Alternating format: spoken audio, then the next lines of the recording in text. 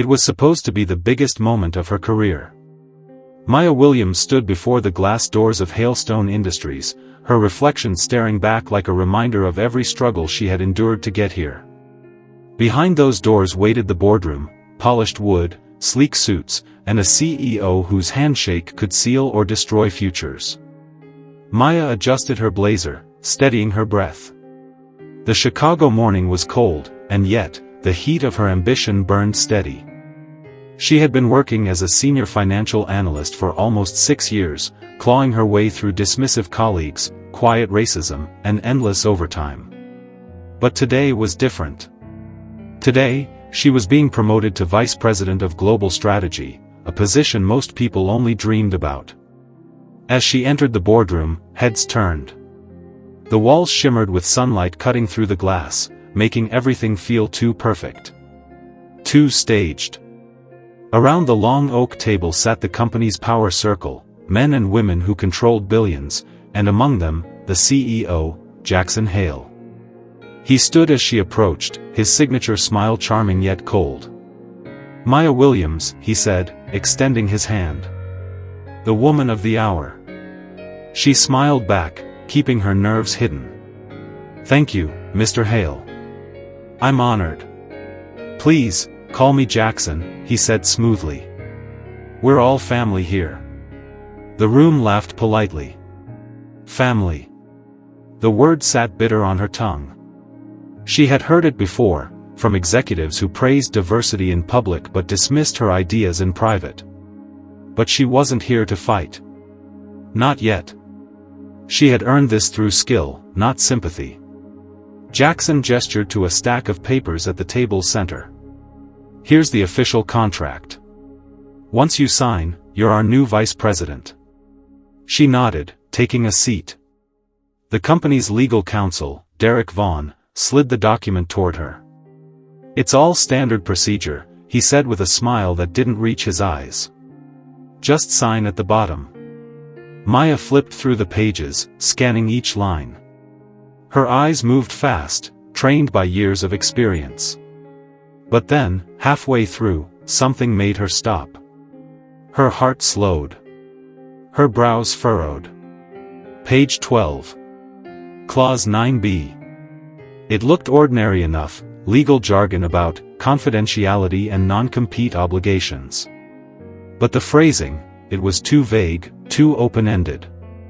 A trap, hidden under layers of professional polish.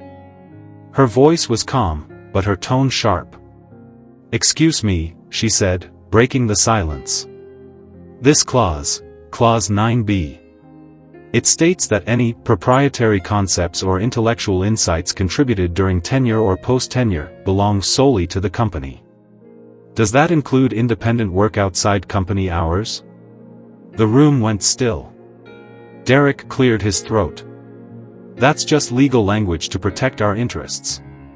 Jackson's smile didn't waver, but his eyes narrowed slightly. "Yes, Maya. It's standard. You're a valuable asset now. We just want to make sure your brilliance stays within the company." Maya leaned back, her instincts humming.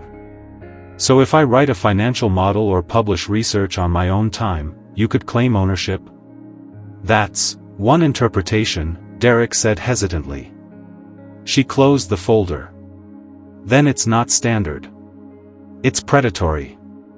A few executives exchanged uneasy looks. Jackson's smile finally faltered. "Maya," he said softly, "I hope you're not implying we'd ever misuse such a clause." "I'm implying that if I sign this, I'm signing away my freedom to think," she replied. A long silence filled the room. Someone coughed. The HR director looked down at her tablet. The tension was thick enough to cut. Jackson chuckled, but it sounded hollow. "You're sharp, I'll give you that. But every company in our sector uses similar language. You know how it works." "Yes," she said, meeting his gaze. "And I also know most people don't question it, until it ruins them." He tilted his head. "Are you accusing us of something?" "I'm asking," she said evenly, why a company that claims to value innovation would want to own the minds of its employees. The boardroom fell completely silent. Even the air conditioning seemed to stop. For a moment, Jackson said nothing. Then, slowly, he walked to the window, looking out over the city skyline. "You remind me of someone," he said quietly. "Someone who thought too much about what was fair instead of what was smart." Maya's hands tightened around the contract. "And what happened to them?" He turned, smiling again, but this time, the warmth was gone. "They don't work here anymore." That was the moment Maya realized, this wasn't a promotion. It was a test. A trap disguised as an opportunity.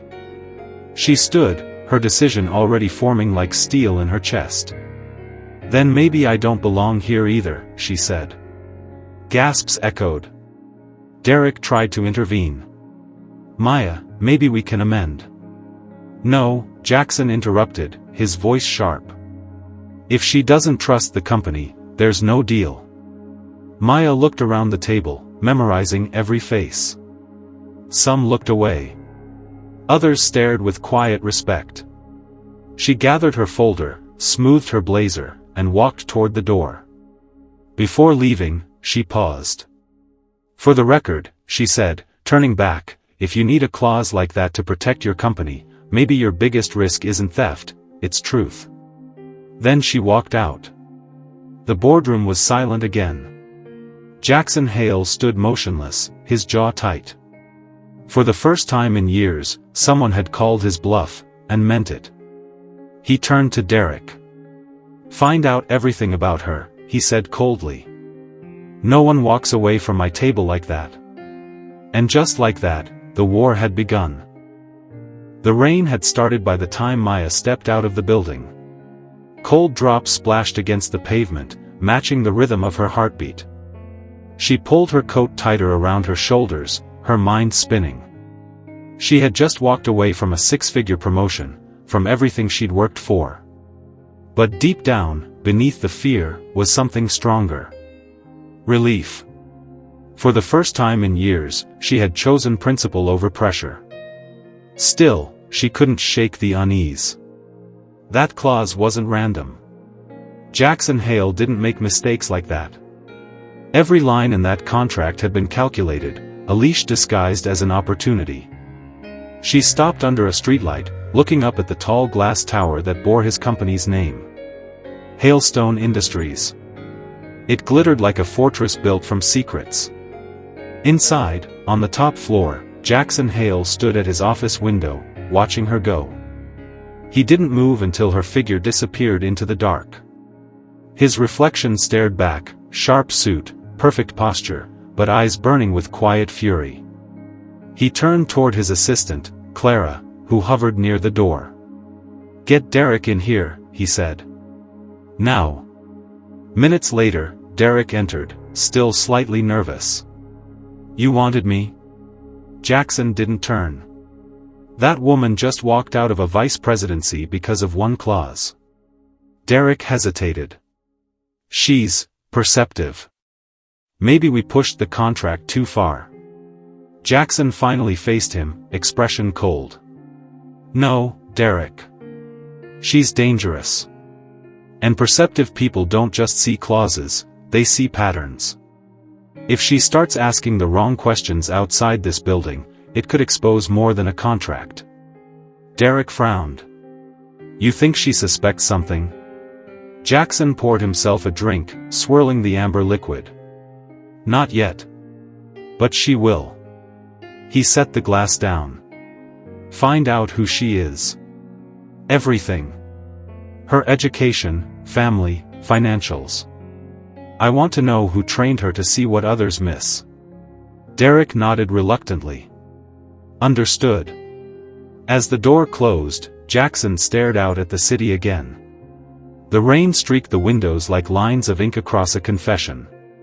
To the outside world, Jackson Hale was a visionary, the man who turned a failing tech firm into a billion-dollar empire. But behind that image was something darker, a network of shell companies, rigged reports, and intellectual property stolen from the very analysts who built his success. He didn't just buy ideas. He buried their creators. And Maya Williams had just looked him in the eye and seen through his armor. 2 days later, Maya sat in a coffee shop, laptop open, fingers flying over the keyboard. She was reviewing her notes, screenshots of the contract, names of clauses, timestamps, and even small discrepancies she had noticed in the company's quarterly filings. She hadn't planned to investigate, but curiosity had become instinct. She searched the company's patent records, nothing unusual. Then she dug deeper, through subsidiary listings and intellectual property claims filed in other countries. And that's when she saw it. Project Helix, a system design submitted 3 months ago under Hailstone's name. But the model, the formulas, the data flow, she recognized it instantly. It was hers. 2 years ago, she had created that framework in her spare time, a concept for integrating ethical AI oversight into financial risk modeling. She had shared it with her supervisor as an experiment. He said the company wasn't interested. And now, there it was, patented under Hailstone Industries. Her stomach tightened. "You stole it," she whispered. Across the cafe, a man lowered his newspaper slightly, eyes flicking toward her. She didn't notice. Maya quickly gathered her things and left, unaware that she was already being watched. Back in Jackson's office, Derek entered with a thick folder. "I have her background," he said, setting it on the desk. Maya Williams. 32. Graduate of Wharton, summa cum laude.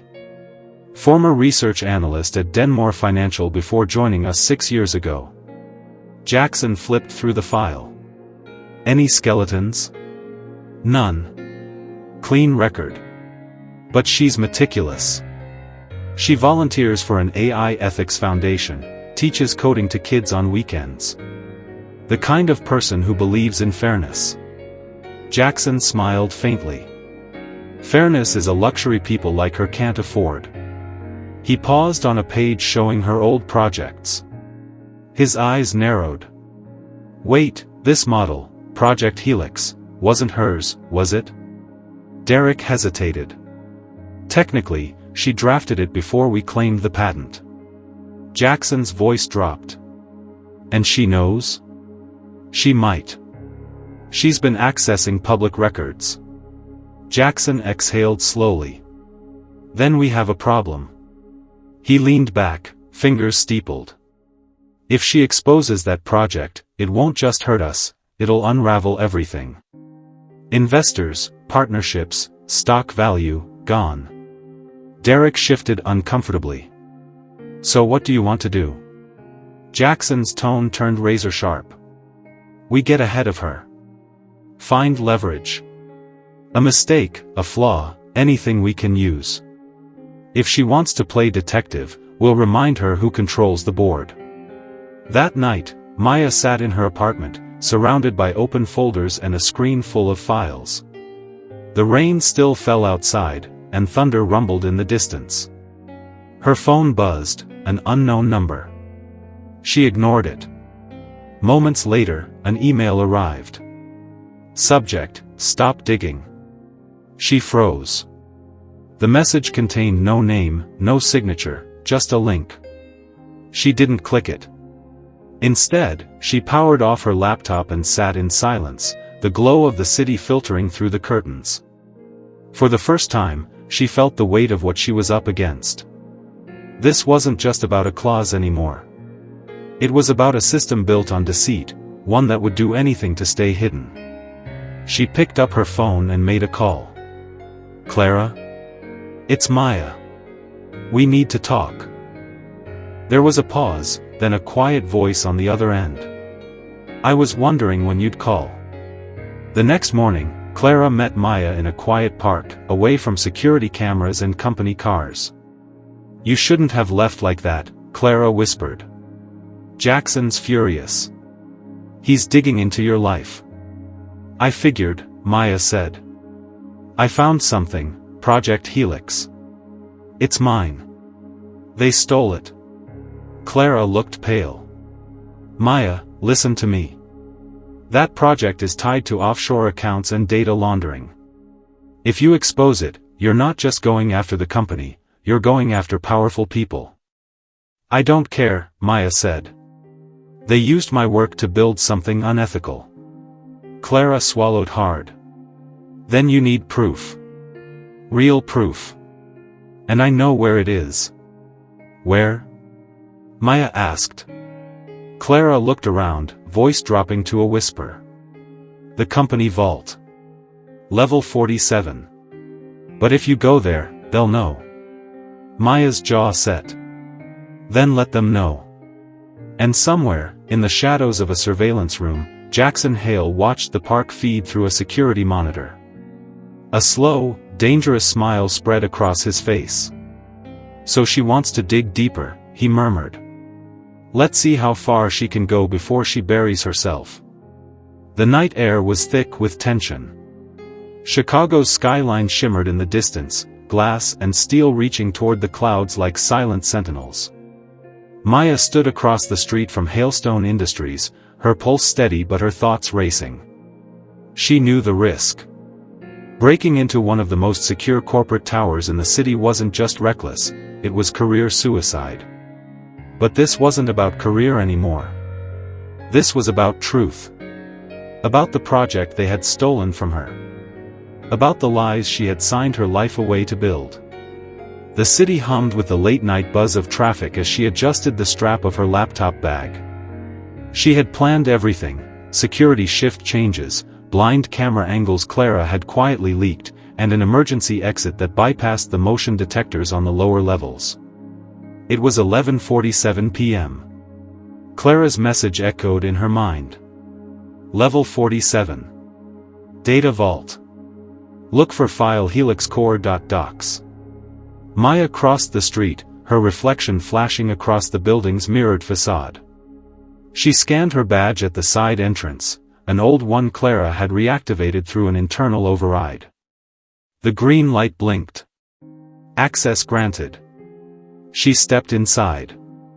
The lobby was silent, echoing faintly with the hum of ceiling lights. The marble floors gleamed, reflecting her every move. She slipped toward the elevator, pressing the hidden override sequence Clara had given her. The button for level 47 glowed faintly, a floor not listed on the public directory. The elevator doors slid shut. She exhaled, hands trembling slightly. Her father used to tell her, courage isn't the absence of fear, Maya. It's walking through it anyway. She smiled faintly at the memory. Tonight, she was walking right through it. At the top floor, the elevator doors opened with a soft chime. The hallway was dimly lit, sleek, sterile, and too quiet. Cameras lined the corners, but Clara's override had temporarily looped them to show static feeds. Maya moved fast, counting doors, until she reached the vault entrance. A biometric lock glowed blue. She slid a small device from her bag, one she had borrowed from a friend in IT. It mimicked stored fingerprints by heat signature replication. She pressed it against the pad. The lock flickered, then turned green. The door slid open with a mechanical hiss. Inside, the vault was cold. Rows of data servers lined the walls like metal soldiers, blinking softly with blue and red lights. At the far end, a console waited, sleek, black, humming quietly. Maya approached, plugging in her encrypted drive. Her fingers flew across the keys. She bypassed 2 firewalls, disabled 1 digital lockout, and then, there it was. File located, Helix core.docs. Her heart skipped. She opened it. The contents filled the screen, her equations, her diagrams, her signatures. And at the bottom, the stamp. Proprietary property of Hailstone Industries. Patent holder, Jackson Hale. She stared at it for a long moment. The words blurred through the heat in her eyes. All the long nights, the unpaid overtime, the research that had cost her sleep and sanity, taken from her, repackaged, and sold under his name. Maya hit download. The progress bar crawled slowly. 45%. 62%. 79%. Then, the lights flickered. A voice echoed behind her. "I was wondering how long it would take you to find this." She froze. Jackson Hale stepped out of the shadows, hands in his pockets, his reflection glimmering in the glass walls. Behind him, 2 security officers stood silently. "How did you?" she began. "Clara," he said smoothly. "You didn't think she'd betray her company for you, did you? She told me everything. The park, the vault, the plan." Maya's chest tightened. "You're lying." Jackson smiled. "Am I? Look around. Every camera in this building is recording. You just broke federal security laws. You've handed me your downfall on a silver platter." The download hit 92%. Maya stepped between him and the console. "You stole my work." Jackson laughed softly. "You mean the project that exists because of my funding, my resources, my name? You built it under my roof. That makes it mine." "That's not how integrity works," she said. He took a slow step forward. "Integrity doesn't pay salaries, Maya. Control does. Ownership does. You want to be the hero, fine. But heroes don't survive in business." The download beeped, complete. Maya quietly pulled the drive from the console and slipped it into her pocket. Jackson noticed the movement, his smile fading. "You really don't know when to stop, do you?" "I learned from the best," she said quietly. He nodded to his guards. "Take her." The men stepped forward. But before they could reach her, Maya hit a key combination on the console, the emergency release Clara had hidden in the code. The server lights flared red. "Security lockdown initiated," the system voice announced. Doors slammed shut. The guard spun around, trapped. Jackson's comm mask cracked. "What did you do?" "I set your system to auto-transfer the Helix file to an off-site backup, a public server," she said.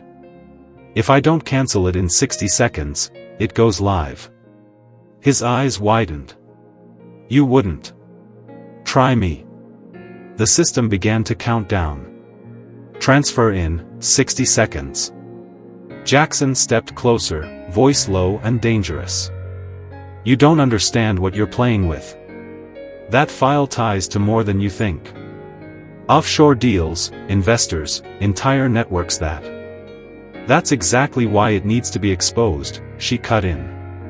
"You built an empire on stolen work. On people like me." The timer flashed, 30 seconds. Jackson's composure crumbled. "What do you want? Money? A position? Name your price." Maya stared at him, really stared. "All I ever wanted was credit for my own work. You could have had loyalty. You chose control." The timer beeped, 10. 9. 8. He lunged toward the console. Maya hit the override key and the system locked again. "Transfer complete," the voice said calmly. Jackson froze. The screen flashed green. "File sent. External network confirmed." Maya stepped back, her breath shaky but steady. "You just lost everything, Jackson." For the first time, his expression wasn't anger, it was fear. Security alarms blared as she turned toward the exit. Red lights pulsed across the hallway. Behind her, Jackson's voice echoed, furious and raw. "You think you've won, Maya? You have no idea what you've started." She glanced back just once. "I'm not starting a war," she said. "I'm ending yours." Then she disappeared into the night as the sirens wailed. Morning light spilled through the blinds of Maya's apartment, but it brought no peace.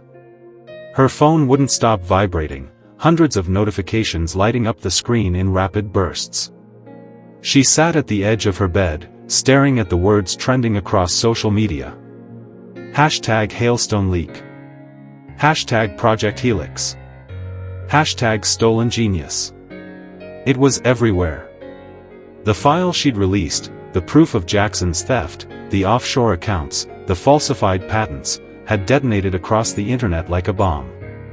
Overnight, the empire that had silenced her had begun to collapse under the weight of its own lies. Television anchors spoke her name. Financial papers called it the largest corporate ethics scandal of the decade. And in the middle of it all, Maya sat silently, her coffee untouched, the enormity of it sinking in. She had done it. The truth was out. But it didn't feel like victory. It felt like standing in the eye of a storm, too quiet, too calm, knowing the real destruction was still coming. Across town, the Hailstone headquarters was chaos. Reporters swarmed the gates, cameras flashing as employees rushed out carrying boxes, files, anything they could grab before the investigations began. Inside the glass tower, Jackson Hale's office was a battlefield. Shredded documents littered the floor. His once perfect suit was wrinkled, his hair disheveled, his voice hoarse from yelling. "Get me the board, now," he barked into the intercom. No answer. The line was dead. He slammed his fist against the desk. On the massive TV behind him, the news anchors' voices cut through the air. Federal authorities have confirmed they are investigating Hailstone Industries for corporate fraud, intellectual theft, and securities violations. CEO Jackson Hale is expected to release a statement later today. He turned away from the screen, seething. This isn't over. At that moment, Clara entered quietly, a folder clutched to her chest. She looked pale, tired, but not broken. "Jackson," she began softly, "it's over. The shareholders are pulling out. The SEC is freezing accounts." He shot her a glare sharp enough to cut glass. "Don't lecture me. You're still on payroll because I let you stay." Clara took a step forward, her voice trembling but resolute. "You should have listened to her." Jackson froze. "She warned you," Clara continued. "She saw what was wrong before anyone else did. But you were too arrogant to listen." His voice dropped, low and venomous. "You think she's some kind of hero? She's a traitor. She exposed us to the world." "She exposed you," Clara said quietly. "Not us." She placed the folder on his desk, resignation papers, and walked out. He didn't stop her. Back in her apartment, Maya sat before her laptop, watching the headlines scroll by. Every network, every feed, every journalist wanted an interview. Some called her courageous. Others called her reckless. But none of them really knew the cost. Her phone rang again, a familiar voice. "Clara?" There was a pause on the line. "Maya, you did it. It's everywhere."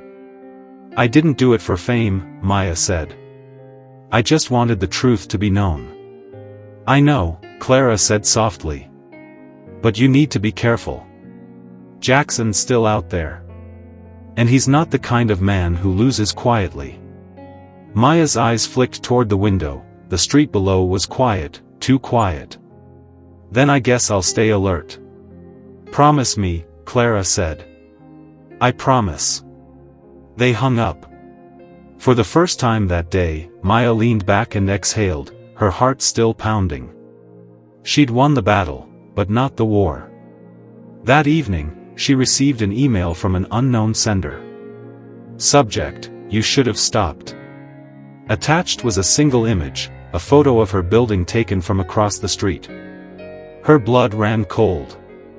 She shut her laptop immediately, pacing the room. She knew Jackson still had connections, powerful ones. And cornered men like him didn't surrender. They retaliated. She called Clara again, but no answer this time. Straight to voicemail. Her mind raced. She grabbed her bag and backed up her files on a separate drive, slipping it into a hidden compartment in her desk.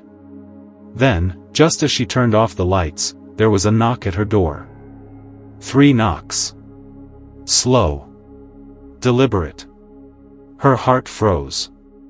She moved closer, quiet as possible, peeking through the peephole. A man in a black coat stood outside, his face shadowed. He wasn't holding a weapon, at least not visibly, but every instinct screamed danger. "Who is it?" she called out, her voice steady. No answer. Just silence. Then, slowly, the man slid an envelope under the door and walked away. Maya waited until the footsteps faded, then picked it up. Inside was a single sheet of paper. "You think you ended it. But the truth has layers. Meet me at Millennium Park. Midnight. Come alone. No signature. No name." Her first thought was Jackson. But something in the tone felt different. Less like a threat, more like a warning. Still, every logical voice in her head told her not to go. And yet, logic had never stopped her before. Across town, Jackson sat in his darkened office, the building around him half empty. His empire was gone.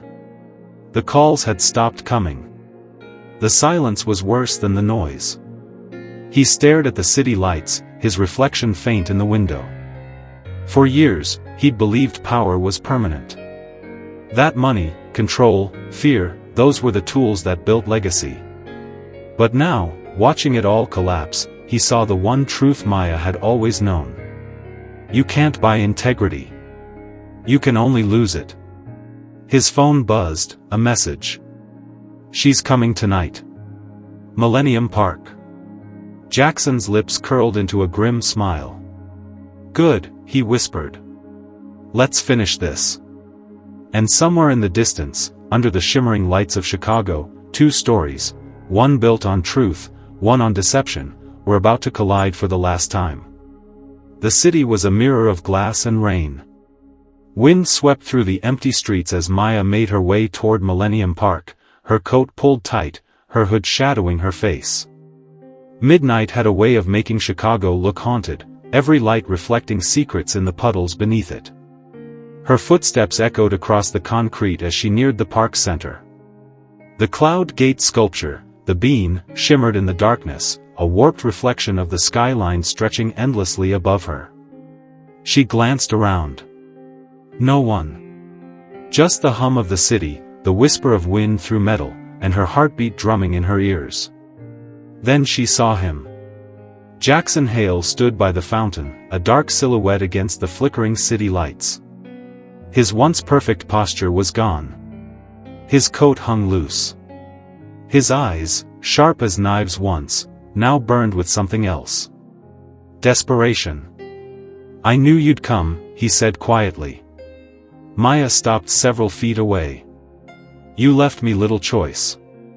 He smiled faintly. "You always did like being the hero." "I didn't come here to play games, Jackson," she said. "What do you want?" He stepped closer, rain dripping from his hair. "You destroyed everything I built. Every deal, every account, every connection I had, gone. You took it all.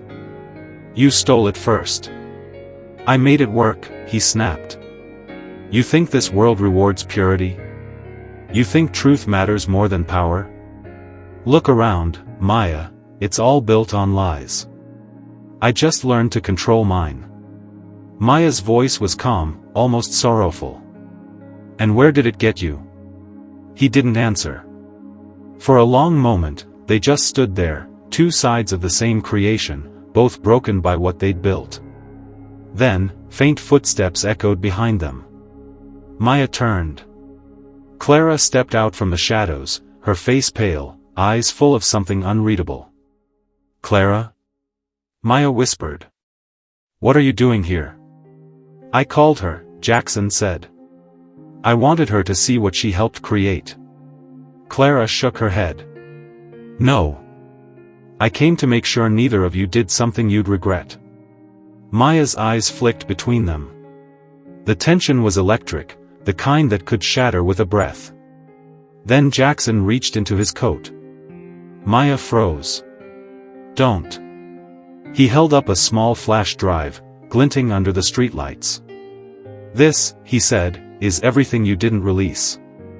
The rest of Project Helix, the prototypes, the defense contracts, the neural mapping data.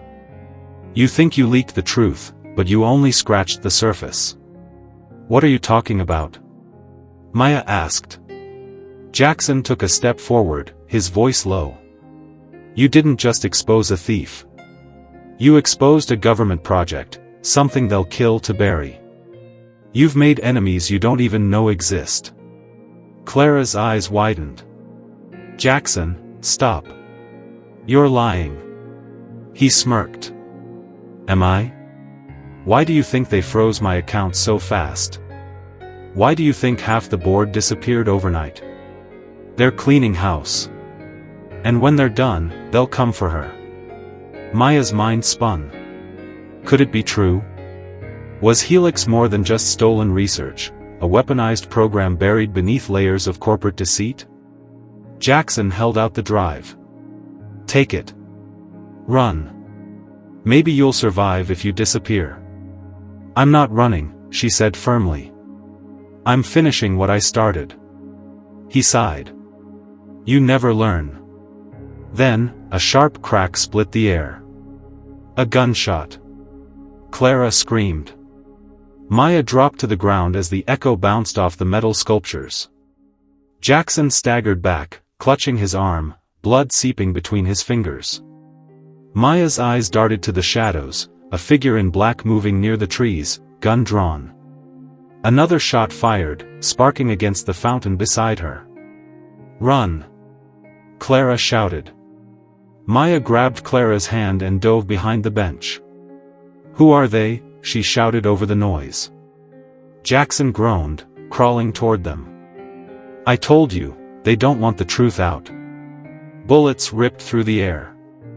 Maya looked at Jackson, the arrogance gone, replaced by grim resolve. He tossed her the drive. "Take it," he said. "You're the only one who can make it count." She hesitated, everything in her screamed not to trust him. But there was no time. The figure reloaded, footsteps approaching fast. She shoved the drive into her pocket, pulling Clara toward the exit. Jackson tried to stand, blood staining his shirt. "Go!" They ran. Through the park, past the mirrored arches and slick marble paths. Rain poured harder, sirens wailing in the distance. Maya didn't look back, not until she heard one last gunshot echo behind her.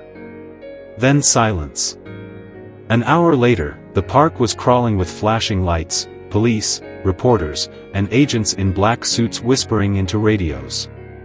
Maya and Clara watched from across the street, hidden behind a parked car. "He's gone," Clara said quietly. Maya nodded. "He made his choice. What now?" Maya pulled the flash drive from her pocket. "Now we show the world the rest of it." Clara frowned. "You're not afraid?" "Terrified," Maya admitted. "But fear doesn't change the truth." She opened her laptop, connected to a secure line, and began the upload. Files unfolded, encrypted data, reports, classified signatures, each more shocking than the last. Neural control algorithms. Military bids. Test subjects. Helix wasn't just a tech project. It was a blueprint for manipulation, the fusion of human thought and corporate control. And Jackson had been only a pawn in something much bigger. The upload reached 100%. A quiet beep confirmed it. Maya exhaled. "It's done." Clara looked at her, tears glimmering in her eyes. "You think it'll change anything?" Maya watched the sunrise breaking through the clouds, light spilling over the city like a promise. "Maybe not the world. But it'll change someone's." They stood in silence as the first morning rays touched the steel of the beam, turning it gold, a reflection of both chaos and hope. Somewhere, in a hidden server room, the files of Project Helix began spreading through global networks. And for the first time, truth was free. Weeks later, a news anchor's voice filled living rooms across the country. Following the release of the full Helix documents, multiple federal investigations have been launched. Whistleblower Maya Ortiz remains in protective custody, while former CEO Jackson Hale's body has not been recovered. Some said he died that night. Others whispered he'd escaped, that the man who built an empire on lies wasn't done yet. But Maya didn't care about rumors anymore. She had moved to a quiet coastal town, away from the noise, the chaos, the fame. Each morning, she sat by the shore, coffee in hand, watching the sunrise. Her reflection shimmered in the waves, not broken, not stolen, but whole. For the first time in years, she felt peace. Not because she'd won, but because she'd finally stopped running.